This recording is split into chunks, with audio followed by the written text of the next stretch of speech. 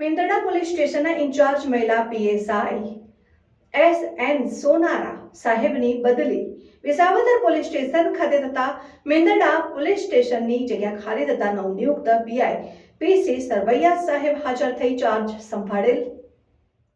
મેંદરડા નગરની વંદે માતરમ સેવા સમિતિ અને આંતરરાષ્ટ્રીય વિશ્વ હિન્દુ પરિષદ સામાજિક સંસ્થાના હોદ્દેદારો, પ્રમુખો, પ્રમુખ યુવા કાર્યકરો સહિતના દ્વારા પીઆઈ સરવૈયા સાહેબનું પુષ્પગુચ્છ અને શાલ ઉડાડી સન્માન કરાવું અને એક બેઠક યોજાઈ.